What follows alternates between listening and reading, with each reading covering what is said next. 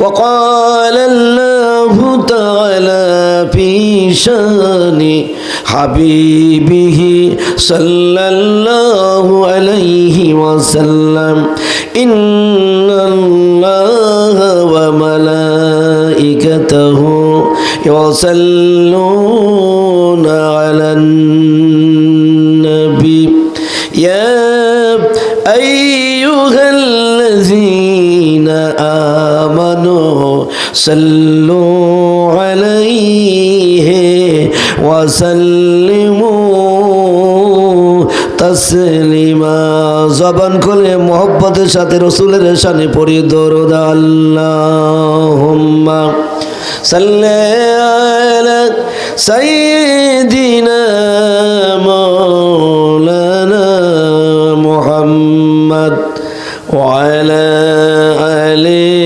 সাইয়্যিদিনা রাসূলিনা মুহাম্মদ।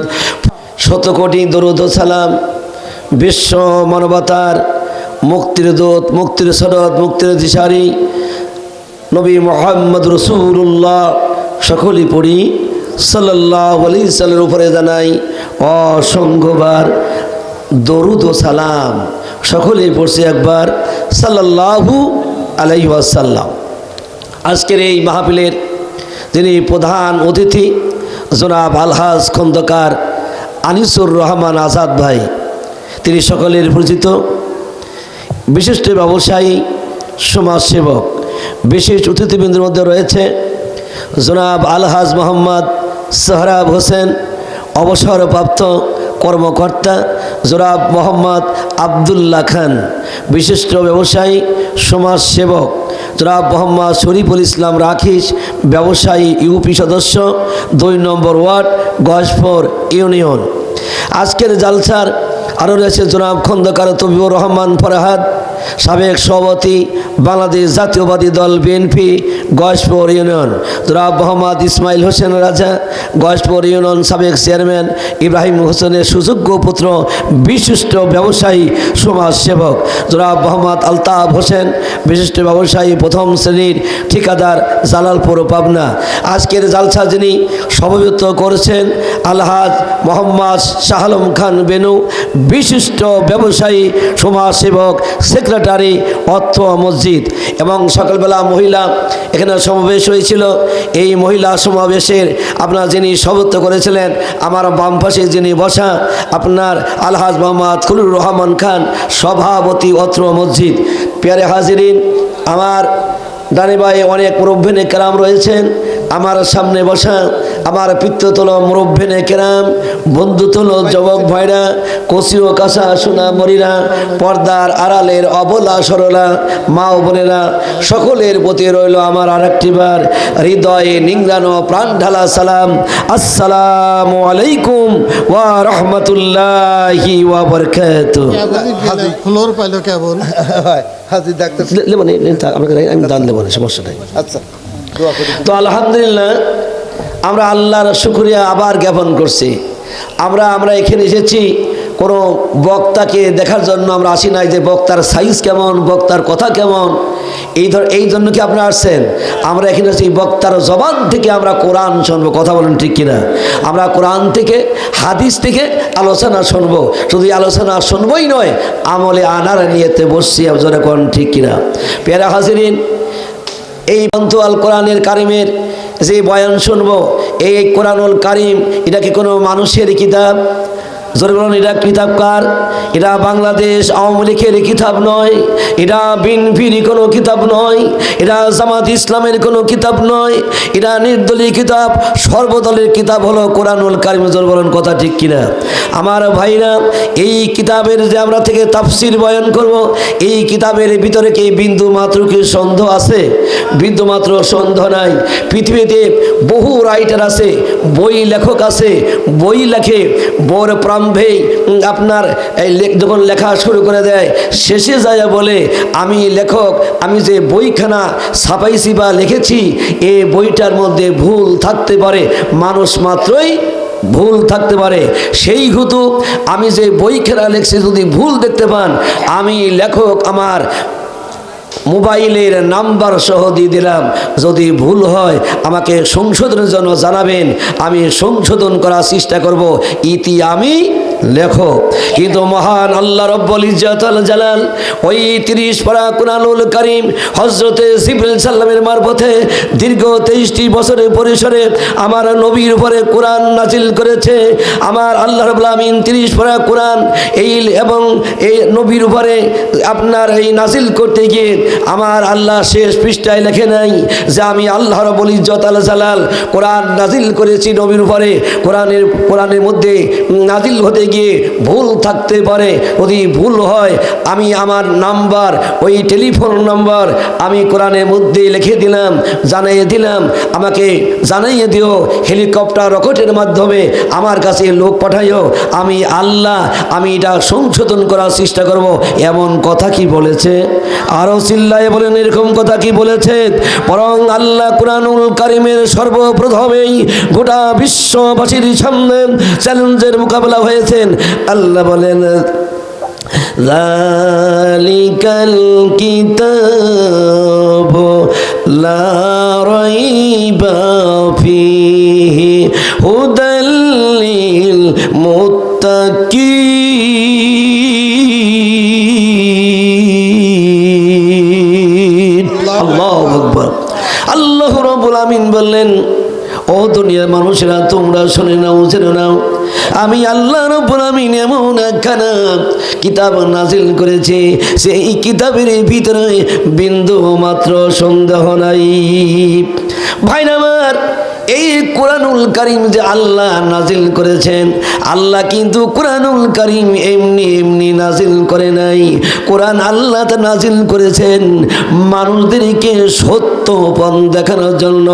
এই পৃথিবীতে দুইটি পথ আছে, একটা হলো ডান পথ, একটা হলো বাম পথ। কয় পথ? ডান পথ আর বাম পথ। আমরা কোন পথে থাকবো? ডান পথে থাকবো। কি জন্য? আল্লাহ এবং অন্ধকার আছে, আলো আছে। আল্লাহ রাব্বুল আমিন কি জন্য কোরআন নাজিল করেছেন, এই কথাটা আমার আল্লাহ কুরআনুল কারীমে সূরা ইব্রাহিম নামক একটা সূরা আছে, এই সূরার প্রারম্ভেই আল্লাহ রাব্বুল আমিন জানিয়ে দিলেন। আমার সঙ্গে সকলেই পড়ুন, আলিফ লাম রা কিতাবুন আনজালনাহু ইলাইকা লিতুখরিজান নাসা মিনাজ-জুলুমাতি ইলাল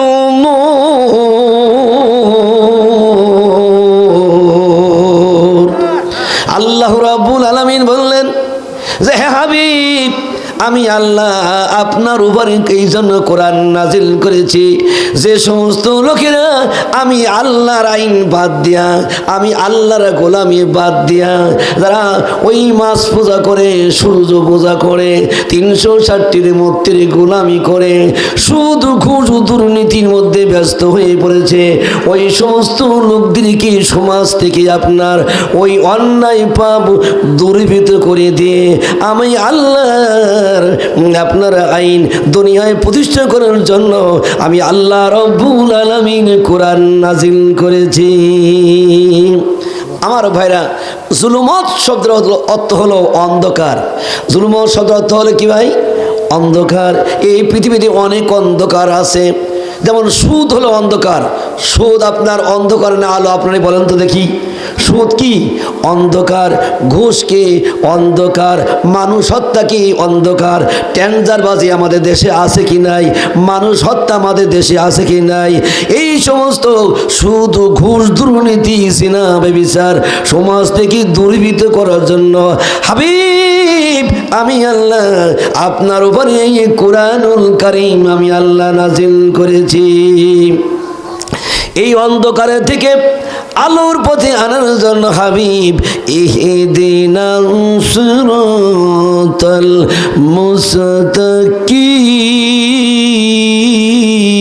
মুস্তাকিম, সঠিক পথের দিশা দেওয়ার জন্য হাবিব আমি আল্লাহ রাব্বুল আলামিন আপনার উপরে আমি আল্লাহ কুরআনুল কারীম নাজিল করেছি। সেই কুরআনুল কারীম আমরা শুনতে আসছি। প্যারে হাজিরিন, সেই কোরআনুল কারীম প্রথম থেকে শেষ পর্যন্ত আমরা এখানে বসে থাকতে রাজি আছে কি নাই?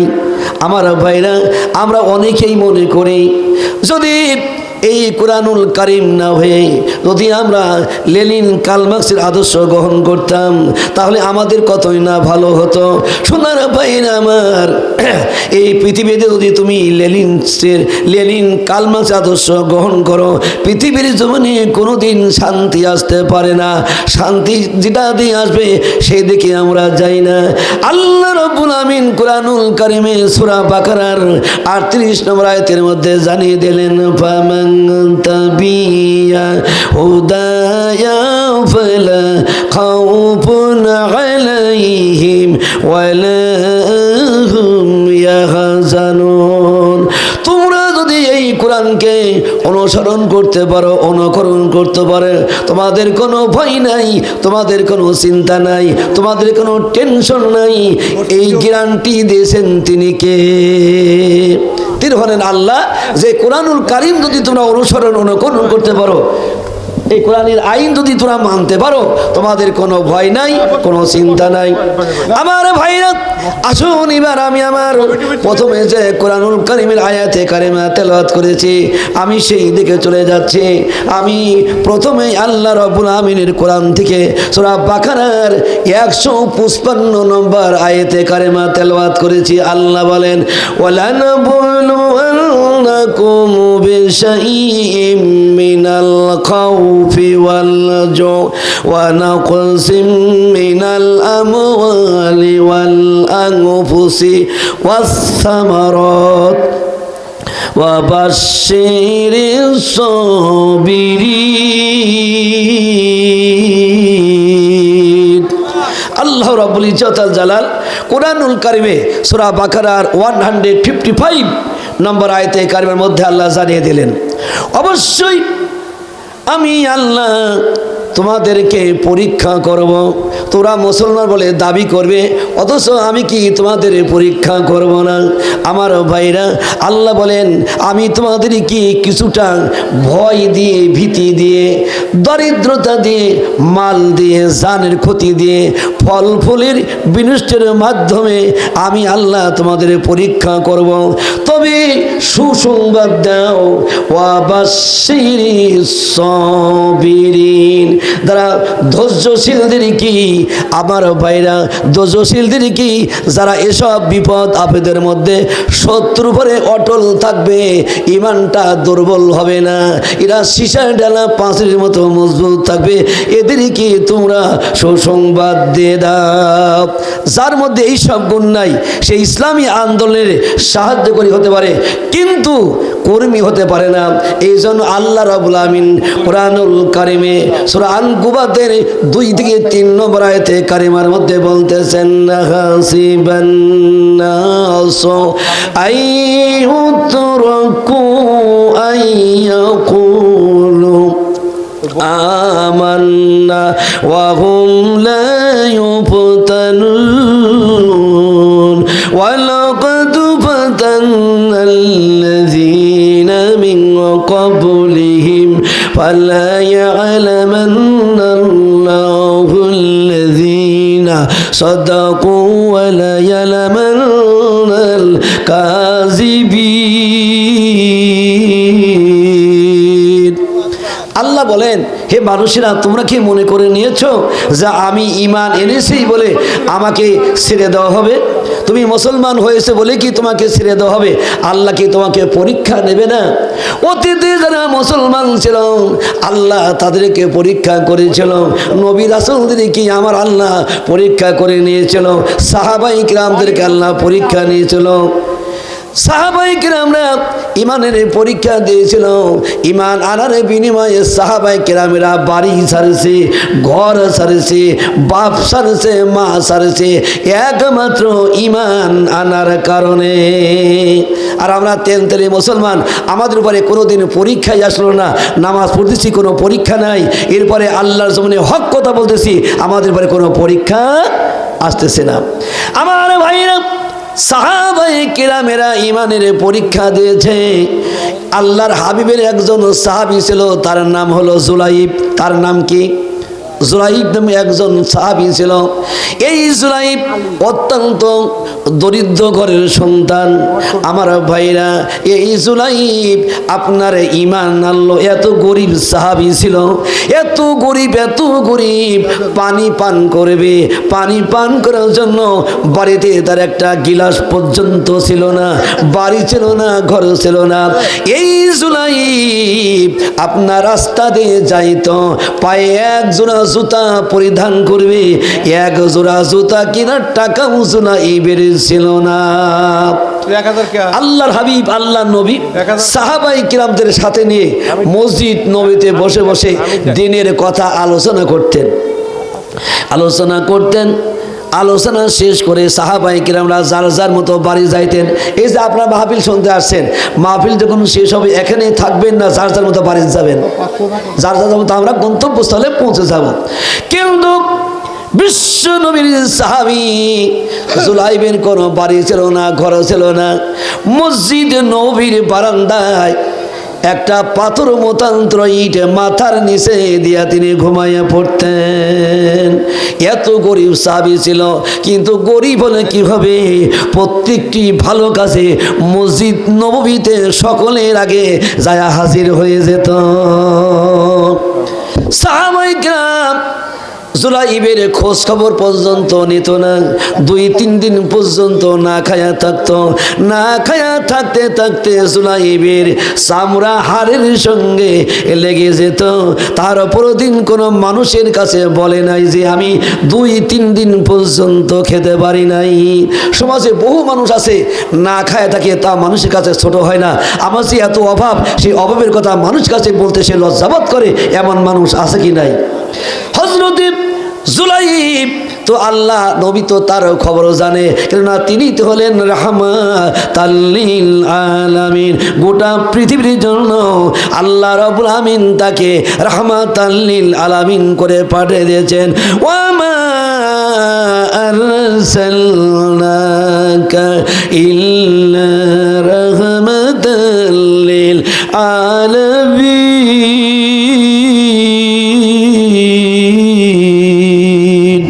আমার নবী তো জুলাইবের কথা জানেন।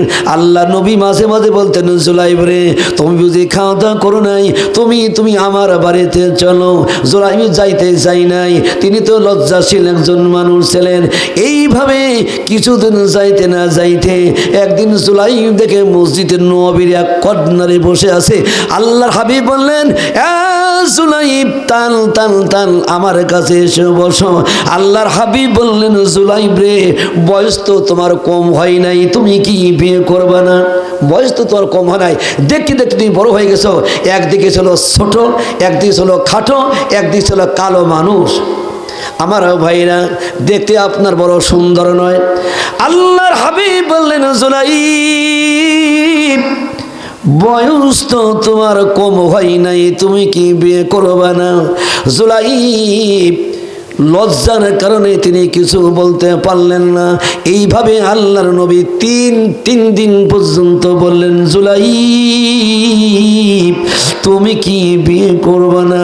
জুলাইব বলে, হুজুর, আমি কেমন করে বিয়ে করব হুজুর, আমি তো হলাম একজন দরিদ্র মানুষ।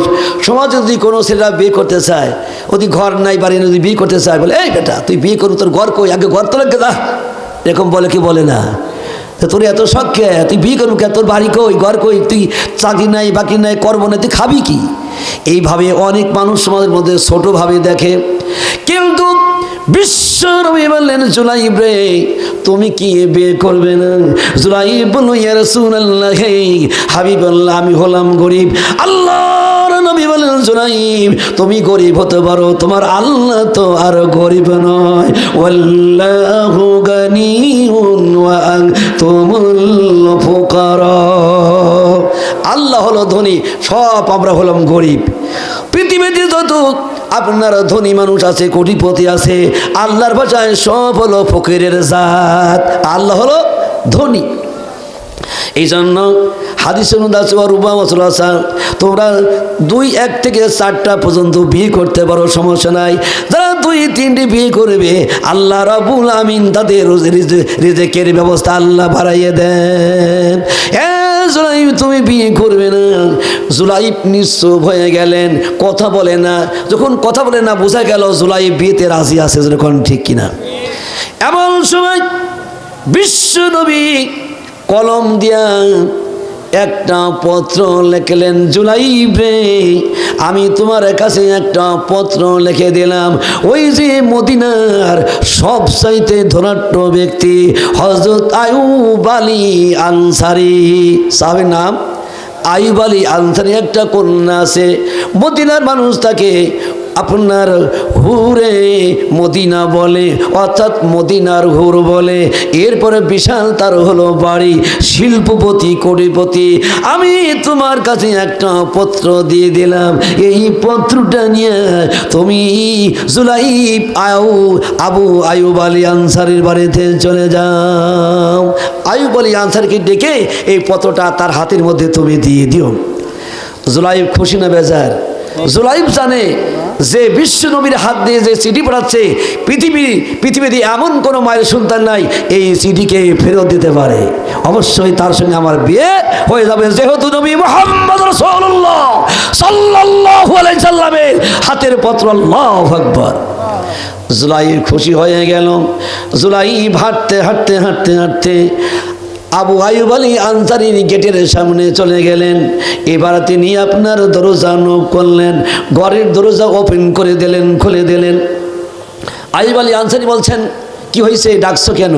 বলে বিশ্ব নবী মুহাম্মদ রাসূলুল্লাহ সাল্লাল্লাহু আলাইহি সাল্লাম হাতের চিঠি আমার কাছে দিয়েছে আপনাকে হাতে দেওয়ার জন্য, এই চিঠিটা গ্রহণ করুন। আবু আইয়ুব আলী আনসারী হযরতে জুলাইবের হাতের থেকে পত্রটা তিনি আপনার নিয়ে এলেন। পত্র পরে একবার চিঠির দিকে তাকায় আর একবার জুলাইবের দিকে তাকায়।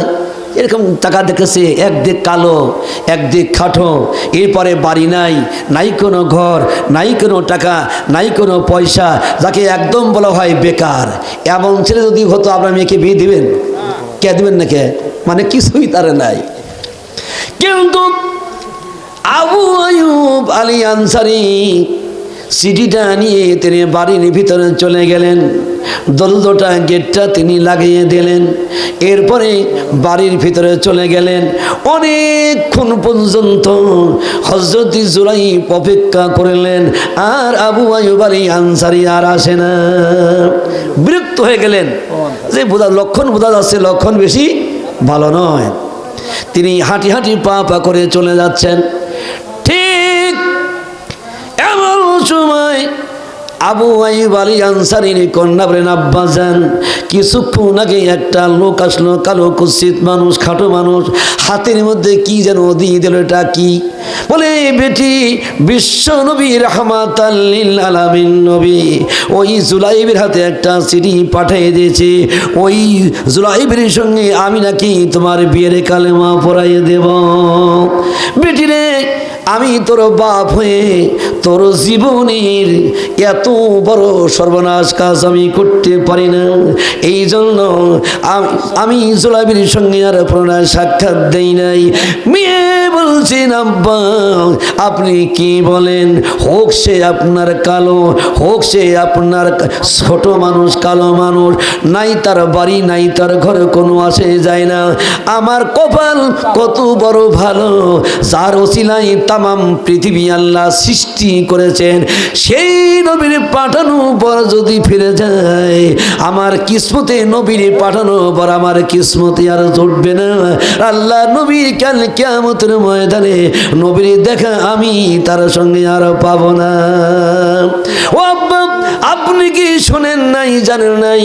আল্লাহর হাবিব কি বলে নাই, লা ইউমিনু আহাদুকুম হাত্তা আকুনা আহাব্বা ইলাইহি মিন ওয়ালাদিহি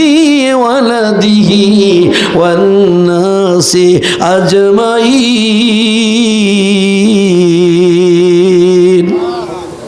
আল্লাহ আল্লাহর হাবিব বলেছেন তোমরা কখনো পরিপূর্ণ মুমিন হতে পারবে না, কমপ্লিটলি মুসলমান হতে পারবে না, মুমিন হতে পারবে না যতক্ষণ পর্যন্ত তোমার পিতা মাতা আত্মীয় স্বজন ভাই ব্রাদার অর্থ সম্পদের চাইতে নবীকে বেশি মহব্বত না করবা, অতক্ষণ পর্যন্ত কেউ তোমরা পরিপূর্ণ ইমানদার হতে পারবে না।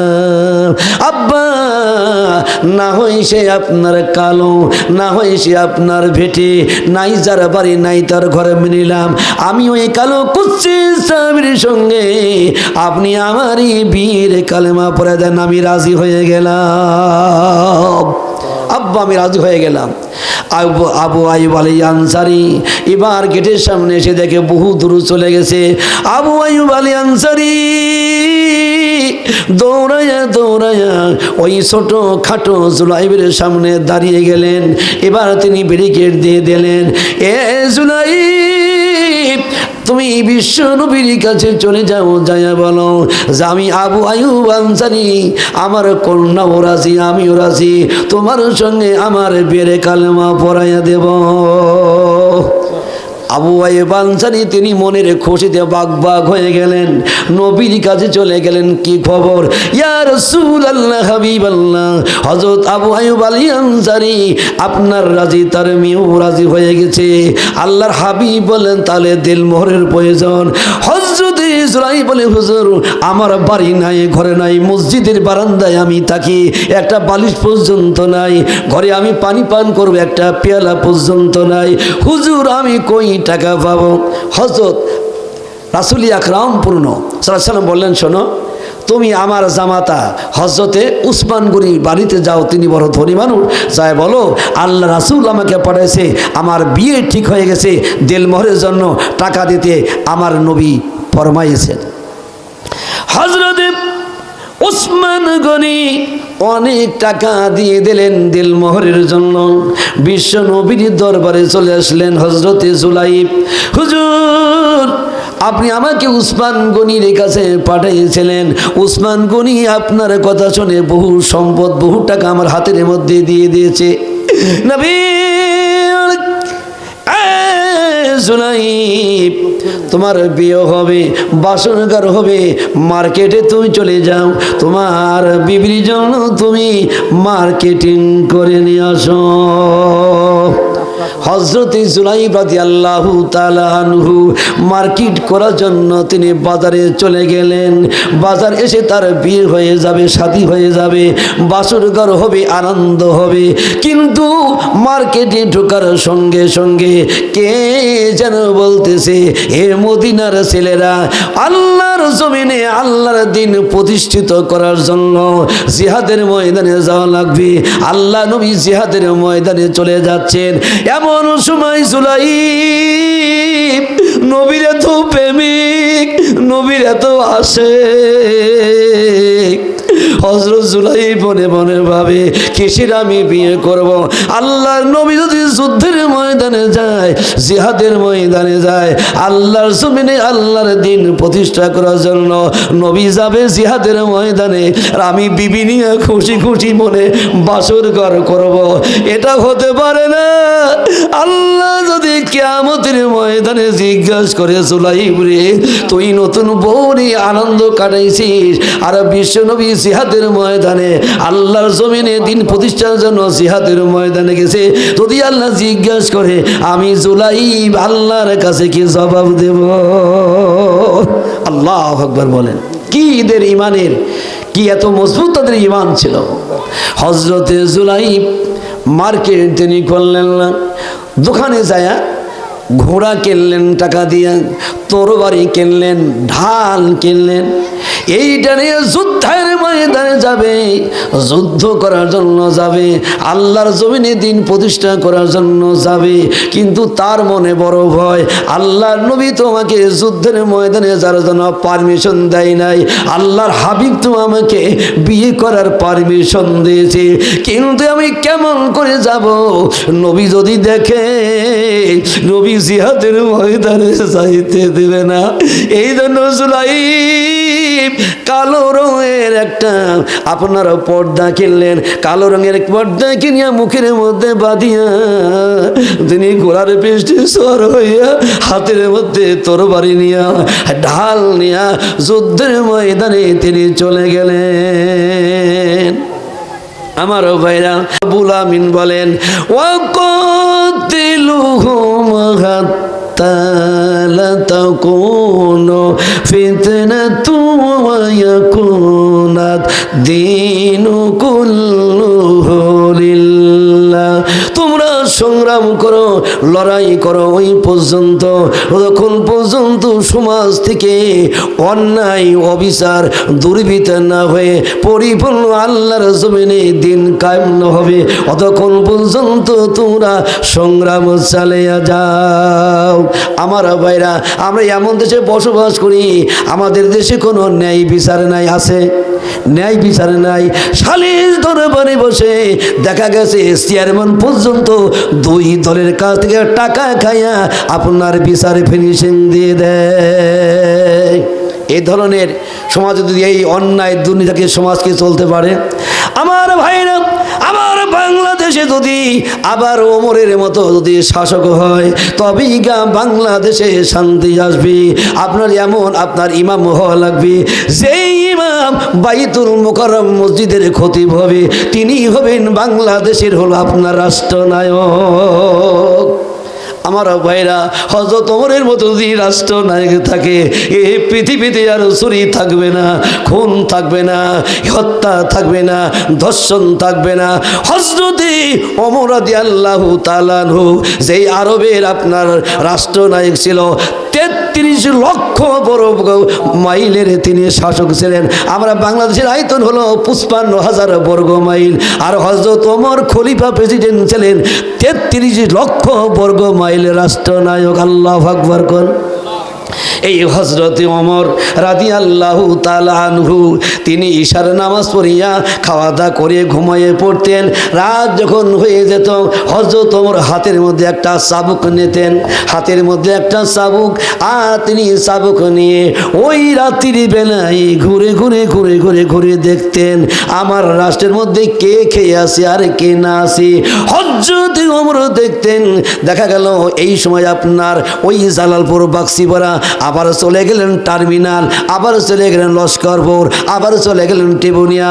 এইরকম ঘুরতে ঘুরতে খলিফাতুল মুসলিমিন আমিরুল মুমিনিন একদম বর্ডার এলাকায় চলে গেছে। বর্ডার এলাকায় যাইয়া দেখতে পাইলেন আপনার ধুধু মরুভূমি মাঠ আর মাঠ, ওই মাঠের ভিতরে একটা তাবু দেখা যায়। হযরত ওমর দেখলেন তাবুটা কিন্তু ছেঁড়া, মাঝে মাঝে আপনার ছিঁড়া, ভিতরে আগুন জ্বলতেছে।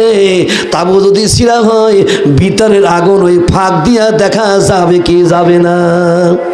হযরত ওমর হাঁটি হাঁটি পা পা করে তাবুর কাছে চলে আসলেন। হযরত ওমর তাবুর কাছে আপনার দাঁড়াইয়া ওই ছিদ্র দিয়ে তিনি উকি মারলেন, দেখলেন ভিতরে কোনো পুরুষ মানুষ নাই। কি মানুষ নাই?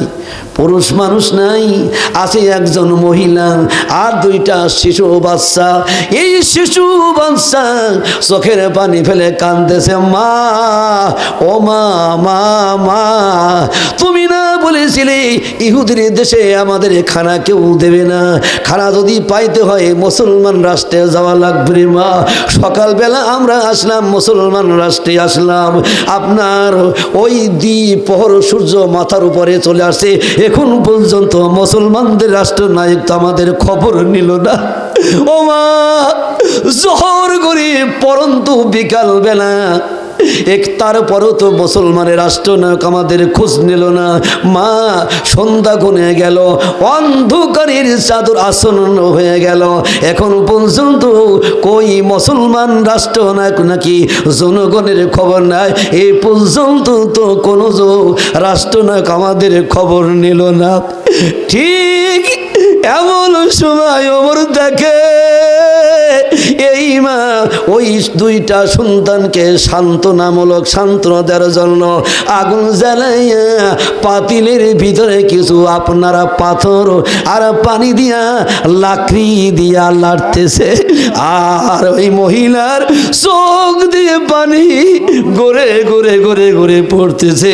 বলো বেটারা তোরা ঘুমায় যা, কিছুক্ষণের মধ্যে খাবার হয়ে যাবে, আমি তোদের ডাক দিয়ে তোদের আমি খানা তোদের সামনে দিয়ে দেব। এই অবস্থা দেখতে পেরে ওমর এক মুহূর্ত পর্যন্ত আর দাঁড়াইয়া থাকতে পারে নাই। হযরতে ওমর দৌড়ায়া দৌড়ায়া দৌড়ায়া ওই মদিনার গোডাউনের কাছে চলে গেল। গোডাউনের যারা রক্ষক ছিল দুইজনকে ডাকলো, তাড়াতাড়ি এক বস্তা আটা ভরো আর কিছু খেজুর তোমরা প্যাকেট করে দাও। দুইজন এক বস্তা আটা দিল, কিছু খেজুর দিল। হযরত ওমর বলেন বস্তা বাঁধো, আমার মাথায় তোমরা তুলে দাও। আল্লাহু আকবার। যিনি হলেন ৩৩ লক্ষ বর্গ মাইলের নষ্ট নায়ক, রাতের বেলায় তার কোনো ঘুম নাই। আমাদের দেশের চেয়ারম্যান, এরপরে এমপি মন্ত্রী মনে হয় এরকমই রাতভর কালে পাহারা দেয়, আর কারা খায় আছে না খায় আছে এরকম ঘুরে ঘুরে মনে হয় বেড়ায়। ওদের সন্ধ্যার সময় বাপের ক্ষমতা নাই, বাক্সেরা যা বাজার করে, যখন ঠিক কিনা। এই পাশে একজন বডিগার্ড, এই পাশে একজন বডিগার্ড থাকবে। হযরত ওমরের মতো মানুষের কোনো বডিগার্ড নাই রে। গভীর রজনীতে হযরত ওমর এই দৃশ্য দেখছে। মুসলমান রাষ্ট্রে আছে, ইহুদি রাষ্ট্র ত্যাগ করেছে, আর ওই মহিলা পাতিলের মধ্যে পানি দিয়া পাথর দিয়া লাঠি দিয়ে লারে। কিয়ামতের ময়দানে যদি আমারে আল্লাহ জিজ্ঞাসা করে ওমর জনগণের পাবলিকের তুমি খবর নেও নাই, সেই দিন আমি ওমর আল্লাহর কাছে কি জবাব দেব? আল্লাহ রাব্বুল আমিন কোরআনে বলেন ইন্না আনজালনা ইলাইকাল কিতাবা বিল হাক্কি লিতাহকুমা বাইনান নাসি বিমা আরাকাল্লাহ। আমি আল্লাহ আপনার উপরে কোরআনুল কারীম এই জন্য নাযিল করেছি, কোরআন দিয়ে তুমি সঠিকভাবে তুমি কি করবে, নানজিলনাল কিতাবা বিল হাক্কি লিতাহকুমা বাইনান নাসি বিমা আরাকাল্লাহ। কোরআন দিয়ে তুমি মানুষের মধ্যে বিচার আর তুমি ফয়সালা করবা। ওয়া ইযা হাকামতুম বাইনান নাসি আন তাহকুমু বিল আদলি, তুমি মানুষের মধ্যে ন্যায় সঙ্গত তুমি বিচার করে দিবে। হযরতে ওমরের মতো মানুষ এই দৃশ্য এই চিত্র দেখার জন্য আর সহ্য করতে পারলো না, দৌড়াইয়া দৌড়াইয়া খাদ্যর গোডাউনের সামনে চলে গেল। দুইজনকে বলল তোমরা এক বস্তা আটা তোমরা বাঁধো, কিছু খেজুর তোমরা দাও, আমার মাথায় তুলে দাও। দুইজন কর্মচারী বলে না না না, আপনার মাথায় আমরা বোঝা দেব না, আপনার হলো আমরা কর্মচারী, আপনি আগে আগে যাবেন, আমরা পিস পিস নেব। বলে হবে না, এই বস্তা তোমরা আমার মাথায় তুলে দাও। বলে যদি মাথায় না দেন আমরা এই চাকরি আমরা আর করব না। ঠিক আছে, তোমরা যদি এতই তোমাদের আপনার ইচ্ছা হয় এই বোঝা মাথায় নিয়ে গন্তব্যস্থলে পৌঁছায় দেবে, তবে শোনো আমার মাথায় একটা পাপের বোঝা আছে, এই পাপের বোঝার দায়িত্ব যদি তোমরা নাও আমি ওমরের কোনো আপত্তি নাই। কাল কঠিন কিয়ামতের ময়দানে এই আল্লাহ যদি তোমার যদি তোমরা যদি এই পাপের বোঝা বহন করতে পারো আমার কোনো আপত্তি নাই। এইবারে দুইজন আর কোনো কথা বলে না।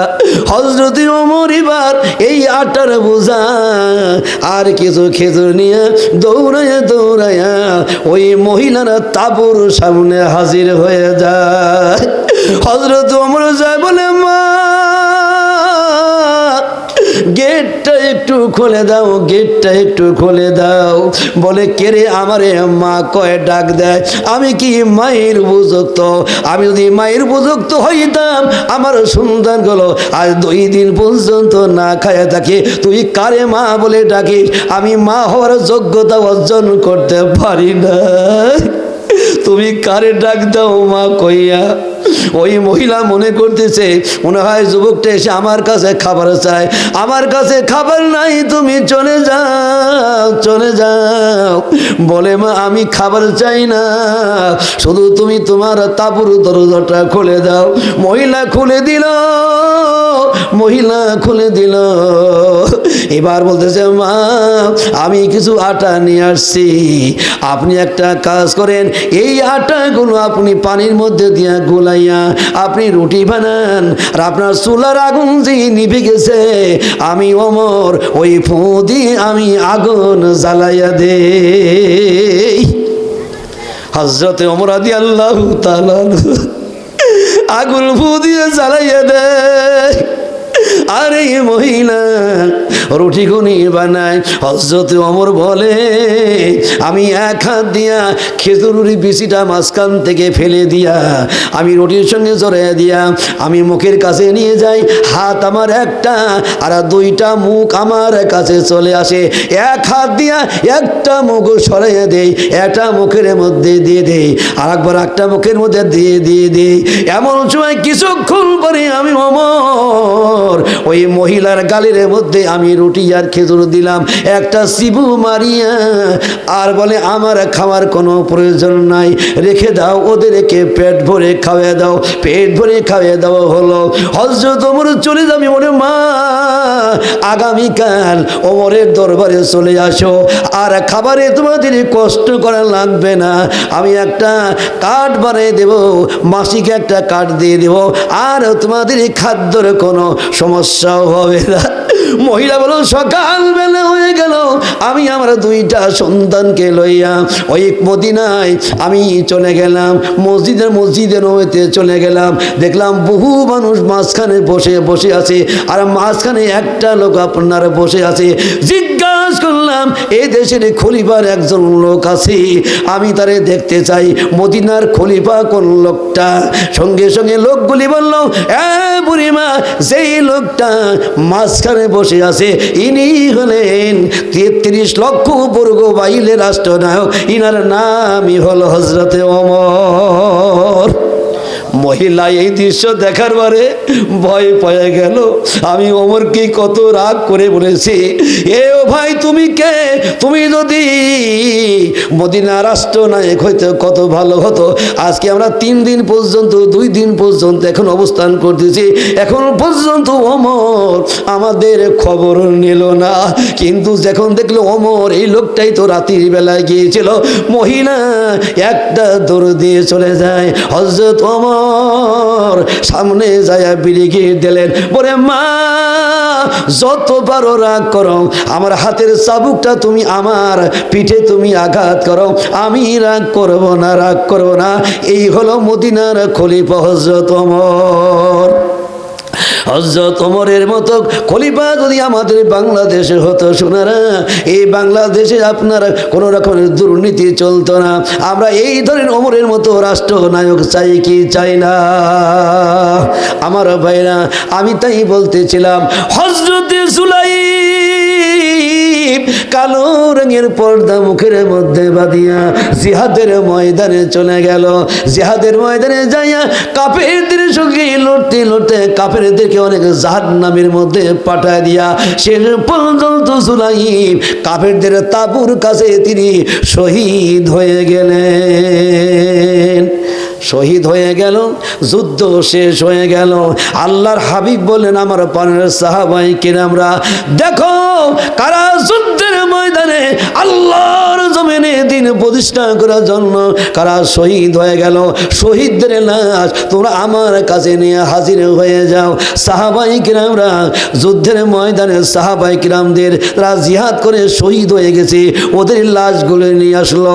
সাহাবীরা কয় হুজুর একটা লাশ আমরা চিনতে পারলাম না, শনাক্ত করতে পারলাম না, কালো মানুষ, শরীরে সমস্ত রক্ত ধুলাবালি, আর একজনের মুখের ভিতরে চোখের ভিতরে পর্দা দিয়ে আবরণ করা। আল্লাহর হাবিব বললেন যাও ভালো করে শনাক্ত করে উনিকে। সাহাব সাহাবীরা যায় দেখে ওই সাহাবী আর কেউ নয়, যে সাহাবী আজকে হবে বাসর ঘর, মধুর মিলন হবে, ওই সাহাবী বিবাহর বাজার মার্কেট বাদ দিয়া, বিবাহ বাদ দিয়া আল্লাহ রাসূলদেরকে খুশি করার জন্য, আল্লাহর জমিনে দিন প্রতিষ্ঠার জন্য, আল্লাহ জমিনে কোরআন প্রতিষ্ঠার জন্য তিনি জিহাদের ময়দানে জীবন দিয়ে শহীদ হয়ে গেছে। আল্লাহ নবীর সাহাবাই কেরামরা জুলাইবের লাশটা হাতের মধ্যে নিয়ে নবীর কাছে নিয়ে আসলো। আল্লাহর নবী জুলাইবের মাথাটা আমার নবীর উরুর উপরে রেখে দিয়ে নবী জান্নাতি হাত দিয়া, নবুয়াতি হাত দিয়া নবী আমার জুলাইবের মাথার উপরে নারে আর বলে, জুলাইব রে, আমি তোরে কত ভালোবাসি, তোকে আমি বলেছিলাম তুই বিয়ে করবি, বাসরে ঘর হবি, আর তুই কি কারণে যুদ্ধের ময়দানে তুই চলে গেলে? আল্লাহর নবী আমার একবার আকাশের দিকে তাকায় আর একবার জুলাইবের দিকে তাকায়। এবার আল্লাহ নবী মৃদু মৃদু মৃদুর মতো হাসে। সাহাবায়ে কেরামরা বলে, ইয়া রাসূলুল্লাহ, ইয়া হাবিবাল্লাহ নবী গো, আমরা জুলাইবের জন্য চোখের পানি ফেলে কাঁদি, আপনি কেন হাসেন? এর রহস্যটা কি?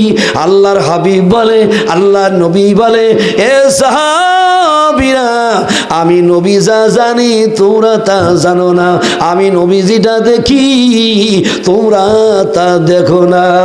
আমি নবী দেখতেছি আল্লাহর জান্নাতের আকাশ থেকে আল্লাহর জান্নাতের হুরিরা সারিবদ্ধভাবে আমার কাছে এসে বলে, নবী গো, জুলাইবের লাশটা আমাদের কাছে দেন, আমরা জুলাইবের লাশটা নিয়ে জান্নাতের মধ্যে আমরা নিয়ে যাব। ওই জান্নাতের হুরি নুরিরা ওই জুলাইবের জন্য অপেক্ষায় বিরাজমান। আমার সোনার ভাইরা, আমার সাহাবায়ে কেরামরা আল্লাহর জমিনে আল্লাহর দ্বীন প্রতিষ্ঠার জন্য এইভাবে তারা বুকের তাজা তপ্ত রক্ত তারা জমিনে ঢেলে দিয়েছেন। এই পৃথিবীতে ইসলাম এমনি এমনি আসে নাই, রক্তের মাধ্যমে পৃথিবীতে আপনার ইসলাম আসছে। এই ইসলাম কায়েম করার জন্য নবী তায়েফের জমিনে আপনার রক্ত দিয়েছে। নবী যখন মক্কার জমিন থেকে কালেমার বাণী প্রচার করে মক্কার জমিনে, মক্কার লোকেরা আপনার কালেমা পরে না, মুসলমান হয় না, নবী বাধ্য হয়ে তায়েফের জমিনে চলে গেলেন। তায়েফের ঘরে ঘরে রাস্তায় রাস্তায় যায় আর কালেমার দাওয়াত দেয়, তোমরা পড়ো কুলু লা ইলাহা ইল্লাল্লাহ, আল্লাহ ছাড়া কোনো মাবুদ নাই, 360টি মূর্তির পূজা করা যাবে না, লাত মানাত উজ্জার পূজা করা যাবে না। এই কথাগুলি যখন নবী কয়, নবী যখন দাওয়াত দেয়, তায়েফের মুরব্বীরা ছোট্ট ছোট যুবকদেরকে দুই রাস্তার পাশে দাঁড়িয়ে করে দেয় আর বলে, পাথর বর্ষণ কর। বৃষ্টির মতো পাথর শুরু হয়ে গেল। এক নয়, দুই নয়, এই পৃথিবীর জমিনে কোরআন বাস্তবায়ন করার জন্য, নামাজ প্রতিষ্ঠা করার জন্য নবীকে তিনবার পাথর মেরে দিয়েছে। নবী রক্তাক্ত হয়ে গেছে। নবীর পর আপনার পায়ে ছিল জুতা, জুতার সঙ্গে রক্ত লেগে জয়েন্ট হয়ে গেছে। আমার আল্লাহ ফেরেশতা এসে বলে, জিবরাইল এসে বলে, ইয়া রাসূলুল্লাহ, হুকুম করে দেন, আপনি নিষ্পাপ, আল্লাহর হুকুমে আপনি দিন প্রচার করতে আসছেন, তায়েফের জমিনের লোকেরা আপনার সঙ্গে খারাপ আচরণ করেছে, হুকুম দেন এই বিশাল বড় পাহাড় এনে তায়েফের জালিমদেরকে উৎখাত করে দেই, মাটির সঙ্গে মিশে দেই।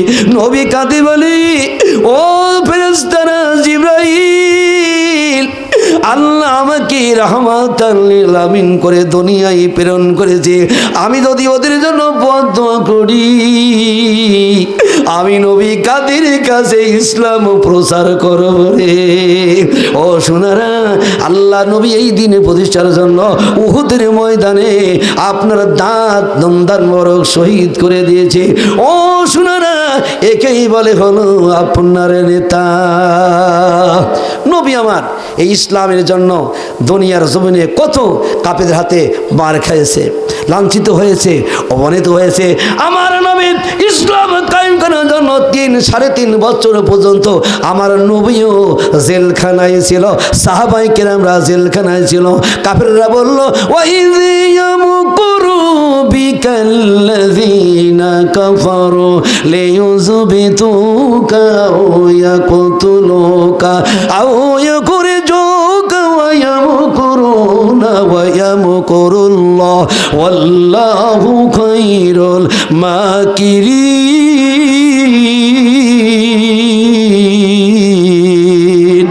হে নবী, আপনি স্মরণ করুন, কাফিররা সিদ্ধান্ত নিল আপনাকে ওরা হত্যা করে ফেলবে, জেলখানায় দেবে, অথবা হত্যা করে ফেলবে, অথবা আপনাকে দেশ থেকে আপনাকে তাড়িয়ে দেবে। ওরা কৌশল করে ওয়াল্লাহু খায়রুল মাকিরিন। হে নবী, কাফিররা আপনার বিরুদ্ধে ষড়যন্ত্র করবে আর আমি বসে থাকবো, এটা হতে পারে না। ইন্না দিনা ইনদাল্লাহিল ইসলাম, ইসলাম প্রচার করার জন্য আপনাকে পাঠাইছি। ইসলাম এটা কোনো মানুষের তৈরি নয়, এটা আমি আল্লাহর দেওয়া ইসলাম। এই ইসলাম পৃথিবীর থেকে ধূলিসাৎ করে দিবে এমন মানুষের কোনো ক্ষমতায় নাই রে। আচ্ছা, কাফিররা সিদ্ধান্ত নিল। শেষ পর্যন্ত নবী যখন কালেমার দাওয়াত দেওয়া শুরু করে দিল, কাফের গোষ্ঠীরা আমার নবীর যারা কর্মী বাহিনী ছিল ওদেরকে সব জেলখানার মধ্যে ঢুকাই দিল। 3 বছর পর্যন্ত নবী ইসলাম প্রতিষ্ঠিত করার জন্য 3 বছর পর্যন্ত জেল খাটছে। জেলখানার মধ্যে কোনো খাবার নাই, কোনো কিছু নাই, গাছের লতা পাতা খাইয়া খাইয়া জীবন ধারণ করেছে। 3 বছর পর যে সমস্ত লোকগুলি আবু জেহেলের নেতৃত্বে জেলখানার মধ্যে দিয়েছিল, তার মধ্যে হিসাব ইবনে আমর, উমাইয়া ইবনে খাল, এই ধরনের আপনার আবু লাহাব, এই ধরনের নেতা কর্মীদের রাতের বেলায় আর ওদের ঘুম হয় না। আল্লাহ 3 বছর পর্যন্ত ওদের ঘুমকে আল্লাহ হারাম করে দিয়েছিল। সেই পর্যন্ত এই লোকগুলি জেলখানার তালা ভাঙিয়া আমার নবীকে বের করে দিল।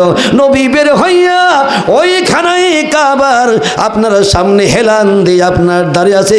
এমন সময় একটা আল্লাহ সূরা নাজিল করে দিলেন, আলাম তারা কাইফা ফাআলা রাব্বুকা বিআসহাবিল ফিল আলাম ইয়াজআল কাইদাহুম ফি তাদলিল ওয়ারসাল আলাইহিম তায়রান আবাবিল তারমিহিম বিহিজরাতিম মিন সিজ্জিল ফাজআলাহুম কাআসফিন মাহকুল।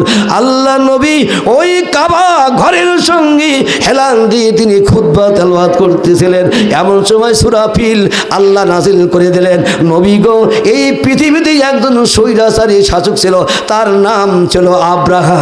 আমার কাবা ঘর সে পছন্দ করে নাই, আমার কাবাকে ধ্বংস করে দিয়ে নতুন কাবা আব্রাহা তৈরি করবে। ও হাবিব, ওই কাবা ঘর ধ্বংস করার জন্য কোনো মেশিন গান আমার লাগে নাই, কোনো আপনার বন্দুক লাগে নাই, কোনো বোমা ফিট আমি করে নাই। আমি ছোট্ট ছোট পাখি পাঠাইয়া ওই আবাবিল দিয়া ওই আমি কাবা ঘর ধ্বংস করে দিয়েছি। অতএব আমি আল্লাহ কি না পারি? আমি আল্লাহ আপনাকে ওই জেলখানা থেকে বের করে এখন আমি আপনাকে মদিনা রাষ্ট্রনায়ক বানাইয়া দিলাম। মদিনা রাষ্ট্রনায়ক আমি আপনাকে বানাই দিলাম। সম্মান দেওয়ার মালিককে, ইজ্জত দেওয়ার মালিককে। ওয়াতুইজ্জু মান তাশাউ ওয়াতুযিল্লু মান তাশাউ বিয়াদিহিকাল খায়র ইন্নাকা আলা কুল্লি শাইইন কাদির। সমস্ত শক্তি হলো আমার আল্লাহর হাতে। এই জন্য আমরা সোনার ভাইরা, আমরা মুসলমান বলে দাবি করব। আমার নামাজ, আমার কুরবানি, আমার হায়াত, আমার মওত হলো সব কিছু হলো আমার আল্লাহর জন্য। এই জন্য যারা ঈমানদার ওরা যুদ্ধ করে, সংগ্রাম করে আল্লাহর জন্য। আল্লাযীনা আমানু ইউকাতিলুনা ফি সাবিলিল্লাহ ওয়াল্লাযীনা কাফারু ইউকাতিলুনা ফি সাবিলিত তাগুত। যারা ঈমানদার, যারা নেককার, ওরা সংগ্রাম করে আল্লাহ রাস্তায়। আর যারা কাফের, যারা বাতিল, ওরা সংগ্রাম করে তাগুতের পথে, বাতিলের পথে। আমরা মুসলমান, আমরা সংগ্রাম করব কার পথে? দুই হাত তুলে আল্লাহর দেখার আমরা সংগ্রাম করব কার পথে? আমার ভাইরা, এই জন্য আমার নামাজ, আমার কোরবানি। আল্লাহ বলে, হে নবী আপনি বলে দেন, কুল ইন্না সলাতি ওয়া নুসুকি ওয়া মাহইয়ায়া ওয়া মামাতি লিল্লাহি রাব্বিল আলামিন। আমার নামাজ, আমার কুরবানি, আমার হায়াত, আমার মওত সব কিছু হলো আমার আল্লাহর জন্য। আমার ভাইরা, আল্লাহ রাব্বুল আলামিন কোরআনুল কারীমের মধ্যে আল্লাহ রাব্বুল আমিন সুন্দর করে বলে দিয়েছেন, ইয়া আইয়ুহাল্লাযীনা আমানু হাল আদুল্লুকুম আলা তিজারাতিন তুনজিকুম মিন আযাবিন আলীম। হে ঈমানদারেরা, আমি আল্লাহ কি তোমাদের এমন একটা ব্যবসার সন্ধান দেব? অনেকে বলে যে ভাই একটা আমাকে বুঝতে জানতো, আমার তো সংসার টংসার চলে না, কি ব্যবসা করব, যে ব্যবসা করলে আমার কল্যাণ হবে, আমি লাভবান হব, এমন ব্যবসার কথা একটা একটু বলে দিবেন। আল্লাহ তাই বলতেছে, হে ঈমানদারেরা, আমি আল্লাহ কি তোমাদের এমন একটা ব্যবসার সন্ধান দেব না? ইয়া আইয়ুহাল্লাযীনা আমানু হাল আদুল্লুকুম আলা তিজারাতিন তুনজিকুম মিন আযাবিন আলীম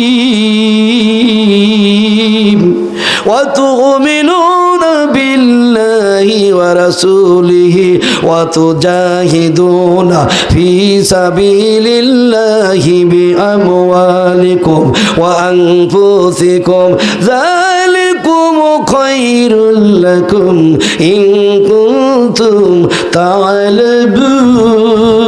তা'লামুন। হে ঈমানদারেরা, আমি আল্লাহ কি তোমাদের এমন একটা ব্যবসার সন্ধান দেব, যে ব্যবসা করলে তোমরা যন্ত্রণাদায়ক আযাব থেকে রক্ষা পাবে। এটা হলো তুমিনুনা বিল্লাহ ওয়া রাসূলিহি, আল্লাহ মানানো, ওয়া তুজাহিদুনা ফি সাবিলিল্লাহ, আল্লাহর রাস্তায় তোমরা সংগ্রাম করো, জিহাদ করো। আল্লাহ বলেছেন তোমরা আল্লাহর রাস্তায় তোমরা জিহাদ করো। ইন্নাল্লাহা আশতারা মিনাল মুমিনিনা আনফুসাহুম ওয়া আমওয়ালাহুম বিআন্না লাহুমুল জান্নাহ। আল্লাহু আকবার। আল্লাহ বলেন, নিশ্চয় আমি আল্লাহ, ইন্নাল্লাহা আশতারা মিনাল মুমিনিনা আনফুসাহুম ওয়া আমওয়ালাহুম বিআন্না লাহুমুল জান্নাহ, নিশ্চয় আমি আল্লাহ মুমিনদের কাছ থেকে জান্নাতের বিনিময়ে আমি আল্লাহ ওদের ধন সম্পদ মাল জান্নাতের বিনিময়ে আমি আল্লাহ খরিদ করে নিয়েছি। এই জন্য এই আল্লাহর দ্বীনের প্রতিষ্ঠার জন্য টাকার দরকার, পয়সার দরকার। এই মসজিদ নির্মাণের জন্য দোতলা বিল্ডিং হবে, এই মালগুলি তোমরা আল্লাহ রাস্তায় দান করে দাও। আল্লাহর হাবিব বলেন, মান বানা লিল্লাহি মসজিদান বানাল্লাহু লাহু বাইতান ফিল জান্নাহ। দুনিয়ার জমিনে যারা মসজিদ বানাবে, মসজিদ ঘর তৈরি করবে, আল্লাহ তাদের জন্য বেহেশতের মধ্যে আল্লাহ রাব্বুল আলামিন সোনার বালাখানা বানিয়ে দেবে।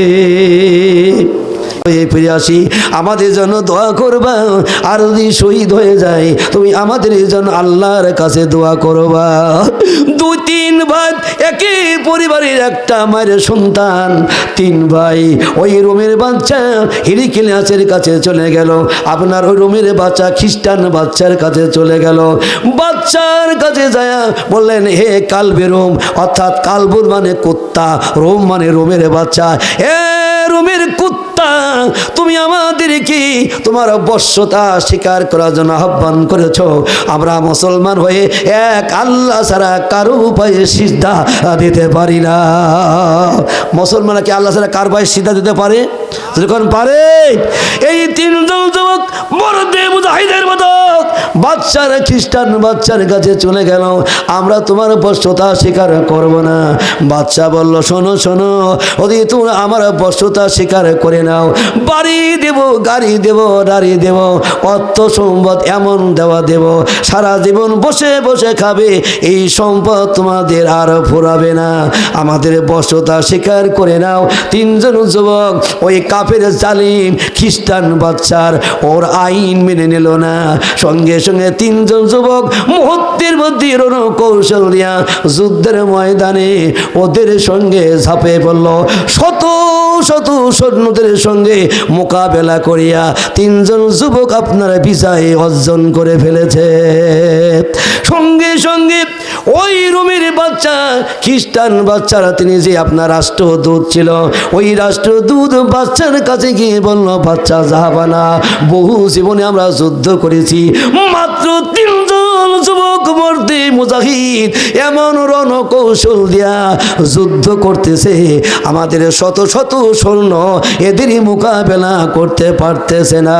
বাদশা তখন বলল, আমার যত সৈন্য আছে, র্যাব, কুবরা, পুলিশ যত সৈন্য আছে, সব নিয়া মুহূর্তের মধ্যে তিনজন যুবককে ধরে নিয়ে আমার কাছে হাজির হয়ে যাও।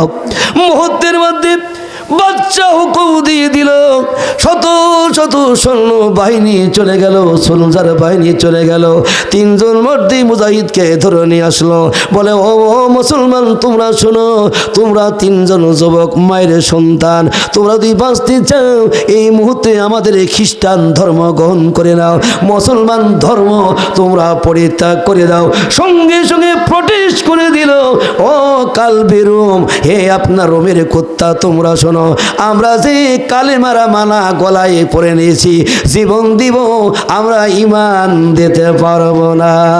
তিনজন ছেলে বলে, আমরা কালেমার মালায় আমরা গলায় পরেছি, দুঃখ আসবে, কষ্ট আসবে জেনে নিয়েছি, আমরা কালেমার মালায় আমরা গলায় পরেছি, এই কালেমার মালা আমরা খুলব না। সঙ্গে সঙ্গে খ্রিস্টান বাচ্চা বলল যে, আপনার ঘি ফোটাইতে হলে আঙুল বেঁকা করতে হয়।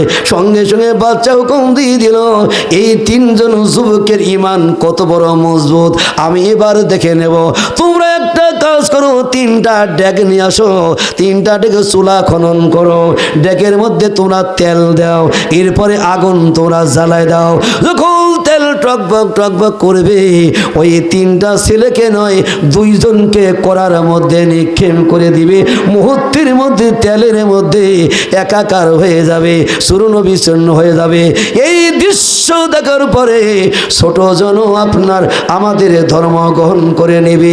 এইটা করার পরে বাচ্চা হুকুম দিয়ে দিল, ছোট ভাই দাঁড়াইয়া ছোট ভাইয়ের সামনে দুইজনকে খ্রিস্টান ধর্মে দীক্ষিত করার জন্য দুইজনকে তেলের মধ্যে নিক্ষেপ করে দিল। মুহূর্তের মধ্যে ডেকচির মধ্যে একাকার হয়ে গেল, শরীরের চামড়াগুলো খোলে খোলে খোলে পড়ে গেল। কিন্তু ছোট ভাই দেখতেছে ওই আপনার বিশাল বড় ডেকচি, ওই ডেকচির ভিতর থেকে বিশ্ব আল্লাহ একটা বিশ্ব রোড বানাইয়া ওই রোডটা জান্নাতুল ফেরদাউসে চলে গেছে। আর দুই ভাই ওই রোড দিয়া ওরা জান্নাতুল ফেরদাউসের মেহমান হয়ে গেছে। সঙ্গে সঙ্গে বাচ্চা বলল, এটাকেও দিয়ে দাও। বাচ্চার একজন খ্রিস্টান নেতা বলল, বাচ্চা যাবা না, এই সন্তানকে দেবেন না, এই সন্তানকে কোরআর মধ্যে দিয়ে মারলে আমাদের তো ক্ষতি হয়ে যাবে, আমরা আমাদের তো ধর্মে আনতে পারলাম না। একটা কাজ করেন, আমি খ্রিস্টান মানুষ, আল্লাহ তাআলা আমাকে এমন একটা কন্যা সন্তান দান করেছি, গোটা রোমের মধ্যে এত সুন্দর সৌন্দর্য চেহারা আল্লাহ রোমের মধ্যে কোনো মেয়েকে দেয় নাই, এই যুবকটাও সৌন্দর্য চেহারা, একটা কাজ করেন, আমার মেয়েকে আর এই ছেলেকে একটা ঘরের মধ্যে আটকায় দেন। এই ছেলেকে যদি আমার মেয়ে জিনার প্রস্তাব দেয়, আমার বিশ্বাস আমার মেয়ের সঙ্গে রোমের আপনারা শত শত ছেলেরা আমার মেয়েকে দেখে পাগল হয়ে যায়, জিনা করার জন্য কিন্তু পাত্তা পায় না। আমার বিশ্বাস যদি এই ছেলেকে যদি একটা ঘরের মধ্যে দিয়ে দেন, আমার মেয়েকেও সাজায়া গোজাইয়া ঘরের মধ্যে বেঁধে দেব। এই ছেলেটি মুসলমান ছেলে আমার মেয়ের রূপ যৌবন চেহারা দেখে জিনা করে ফেলবে, তখন যে প্রস্তাব দেব সেই প্রস্তাব সে মেনে নেবে। বাদশা বলল যে তোমার প্রস্তাবটা খুব অত্যন্ত ভালো, তাই করো, কিন্তু কয়দিন লাগবে? এই যুবকটাকে আমাদের ধর্মে, খ্রিস্টান ধর্মে আনতে সময় লাগবে কয়দিন? বলে আপাতত 40 দিন। ধরে কোন কয়দিন? 40 দিনের মধ্যে আমার মেয়ে এই কাজটা করতে সক্ষম হবে। বাদশা হুকুম দিল যাও তাই করো। বিশাল একটা ঘর সাজানো হলো, এরপরে আপনার খাট দেওয়া হলো, সোনার খাট দেওয়া হলো। এইবার এই খ্রিস্টানের মেয়েকে ঘরের মধ্যে ঢোকায় দেওয়া হলো। ওই আপনার মুসলমান সন্তানকেও ঘরের মধ্যে ঢোকাই দিল। মুসলমানদের কত বড় ইমান মজবুত রে, একা একানি ঘরের মধ্যে পাইলাও, একবার পর্যন্ত তাকাই নাই। যুবকটা ঘরের মধ্যে যাই নামাজ পারিয়া আল্লাহর দরবারে, আল্লাহর দরবারে সিজদায় লুটিয়ে পড়ল। আল্লাহ, আজকে তুমি আমার ইমানটা রক্ষা করো আল্লাহ। ইমানের মতো বড় বদ্ধ এবং দৌলত জিনিস আর কিচ্ছু নাই। মেয়েটি বারবার বলে যুবক, রোম পারস্যের মধ্যে আমার মতো এত সুন্দরী মেয়ে নাই। কত যুবকেরা আমারে প্রস্তাব দেয়, আমারে কেউ পায় না। আর তোমার কত বড় সৌভাগ্য, ঘরের মধ্যে তুমি একা একানি পাইয়া আমার দিকে তুমি একটাবার তাকাও না। যুবক রে, একটাবার তুমি আমার দিকে তাকাও, দেখো না আমার কত সুন্দর চেহারা। এই বলে সমস্ত শরীরের কাপড় পোশাকগুলি আপনার করে দিল। যুবক একটাবার মহিলার দিকে তাকাই না। দেখে দেখে 40 দিন হয়ে গেল। যুবতী এবার বাপের কাছে চলে গেল, আব্বা জান 40 দিন হলো না, আরো কিছু সময় বাড়িয়ে দেন। বাপ বলল ঠিক আছে, যে প্রকারেই হোক না কেন মুসলমানকে আমাদের আয়ত্তে আনতে হবে, খ্রিস্টান বানাতেই হবে। তোমার সুন্দরী সাহনি চেহারা দিয়া যুবককে তুমি কাবু করে ফেলবে। এইবার মেয়েটাকে আরো সময় বাড়িয়ে দেওয়া হলো। যুবক ঘরের মধ্যে থাকে, আল্লাহর নামের জিকির করে, এই মহিলা থেকে তাকাই না। হঠাৎ করে মহিলা তারা সামনে যাইয়া শরীরের পোশাক গুলো সব আপনার খুলে দিল আর বলে যুবক একটা বার তুমি আমার দিকে তাকাও। যুবকটি তাকায় না। যুবক সিজদায় পড়ে আল্লাহর কাছে কান্দে, আল্লাহ তুমি ছাড়া আমার আর কেউ নাই। আল্লাহ বলেছেন ওয়াকানা হাক্কান আলাইনা নাসরুল মুমিনিন। আল্লাহ বলেন মুমিনদের সাহায্য করা। যখন মুমিন যখন বিপদে পড়ে যায়, মুসিবতে পড়ে যায়, এই সাহায্য করা আমি আল্লাহর জন্য ওয়াজিব হয়ে যায়। হযরত ইব্রাহিম সালামকে নমরুদ আগুনের কুণ্ডের মধ্যে নিক্ষেপ করে দিয়েছিল, জ্বালায়ে পোড়ায় ছারখার করে দিবে। আমার ভাইরা সঙ্গে সঙ্গে হযরতে আপনার ইব্রাহিম সালাম বললেন, ইয়া রাসূলুল্লাহ, ইয়া হে হাবি, এ ইব্রাহিম খলিল, তুমি আমার কাছে সাহায্য চাও। আমি জিবরাইল, আমি আমার পাখা দিয়ে এমন জোরে আঘাত করব, এই আপনার নমরুদের আগুনকে আমি এই নিভাইয়ে দেব। হযরত ইব্রাহিম খলিল বলেছিল যে আমি যে নমরুদের আগুনের কুণ্ডের মধ্যে আছি, আমার আল্লাহকে দেখে না, আমি তোমার কাছে সাহায্য করতে নিব। ব্যাং পর্যন্ত বলেছিল, ইব্রাহিম রে হুকুম দাও, আমরা পেশাব করে দিয়ে নমরুদের অগ্নিকুণ্ড নিভাই দেব। হযরত ইব্রাহিম বলেছিল না না, আমি যে আল্লাহর খলিল, আমি আল্লাহর দোস্ত ইব্রাহিম, আল্লাহকে দেখে না। সঙ্গে সঙ্গে আল্লাহ তাআলা খুশি হয়ে গেল। আল্লাহ আগুনকে কমান করলেন, ইয়া নারু কুনি বারদাও ওয়া সালামান আলা ইব্রাহিম। হে আগুন, আমার ইব্রাহিম খলিলের জন্য শান্তিদায়ক, আপনারা ঠান্ডা হয়ে যা, গরমও থাকবে না ঠান্ডাও থাকবে না, এমন তুই আগুন হয়ে যা। এই জন্য এই যুবকটাকে কত প্রলোভন দিতে লাগলো, যুবক তাকায় না। এমন সময় ওই মদিনার নবী কামলেওয়ালা এই দৃশ্য দেখার পরে আর নবী মদিনার রওজায় থাকতে পারে নাই। আমার নবীজি মদিনার রওজা থেকে উঠিয়া যুবকের মাথার কাছে যায়, দাঁড়িয়ে যায়, মাথার সঙ্গে হাত লাগায় বলে, যুবক রে তোমার উপরে যে ইমানের পরীক্ষা চলতেছে, তোমার উপরে যে ইমানের পরীক্ষা চলতেছে, এই ইমানের উপরে যদি অটল থাকতে পারো, তোমার দুই ভাই সেই পথে চলে গেছে, জান্নাত চলে গেছে, আল্লাহ তোমাকেও ভাইয়ের সঙ্গে জান্নাতে দিয়ে দিবে।